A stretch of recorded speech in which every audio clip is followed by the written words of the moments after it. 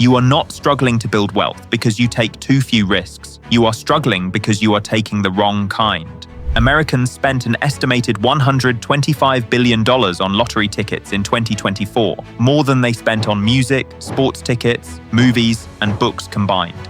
That number is not a trivia fact. It is a window into how most people think about high-return opportunities, and it reveals a fundamental confusion between gambling and what investors and behavioral economists call an asymmetric bet. Both involve risk, both involve upside, but they operate on completely different logic, and understanding the difference between them is one of the most practically useful frameworks in personal finance. Today, you will discover exactly what an asymmetric bet is, why most people spend their money on the wrong structure without realizing it, and how a single $1,000 decision can open a ceiling that no lottery ticket ever could. Welcome back to Finance Insight in High Def, where we give insight into proven financial principles and how we can use them to improve our daily lives and build towards a better financial future. If you are new here, consider a like and subscribe as we dive into the 8 principles on why the asymmetric bet is the most powerful and most overlooked wealth-building tool available to anyone with $1,000 and a willingness to act. Principle 1, the lottery illusion that sells possibility without structure. The first principle is recognizing that the lottery is not a financial opportunity, it is a psychological product, and the $125 billion Americans spend on it annually represents the most expensive confusion in personal finance. Research published in the Review of Economic Studies in 2025 found that Americans would spend 43% less on lotteries if they were not subject to statistical biases including innumeracy and probability miscalculation. The lottery feels like a high upside opportunity because the advertised jackpot is enormous, but the structure is entirely wrong. The odds are stacked overwhelmingly against the buyer. The outcome is completely random. No skill or judgment influences the result, and the spending is habitual, meaning the loss compounds year after year. This is not an asymmetric bet. It is an expensive emotional purchase, the feeling of possibility sold as a financial product. The first step toward building real wealth is understanding why that distinction matters. Principle 2, the asymmetric bet that Nassim Taleb defined for investors. The second principle shows why the asymmetric bet framework, developed through the work of mathematician and trader Nassim Nicholas Taleb, is the most useful lens for evaluating any financial decision you will ever make. Taleb's central argument in The Black Swan and Anti-Fragile is that the most dangerous financial position is not one with high visible risk. It is one where your downside is larger than it appears and your upside is capped. He calls this fragility. The antidote is what he terms the barbell strategy, positioning yourself so your maximum possible loss is small and known, while your potential upside is large and, in the best cases, effectively unlimited. The risk profile is asymmetric in your favor. You cannot lose much. You might gain enormously. A lottery ticket fails this test because the expected loss is near certain and the outcome is random. A true asymmetric bet passes because the floor is defined, the ceiling is open, and your behavior and judgment materially influence the outcome.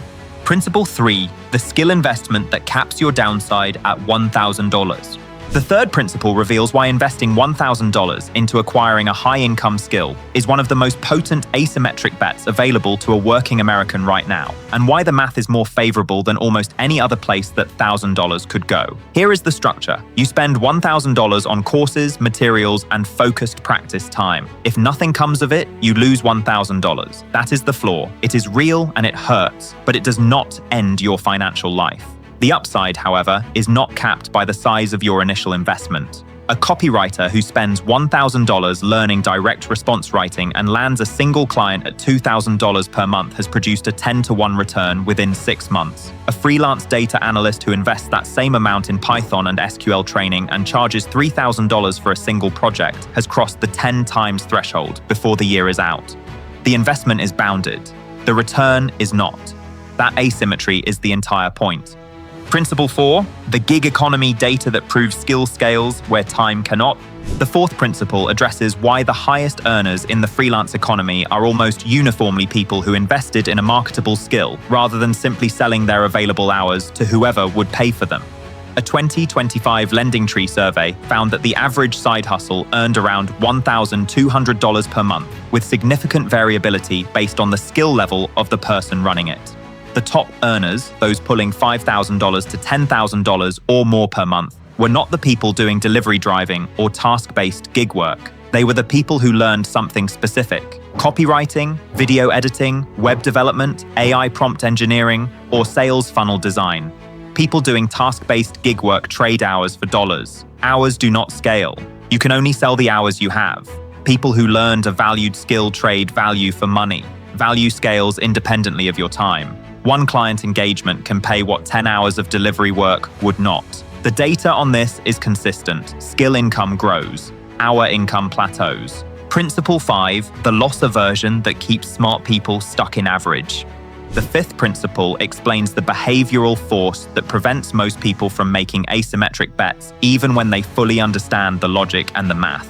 It is not ignorance, it is how the human brain processes the relationship between potential loss and potential gain.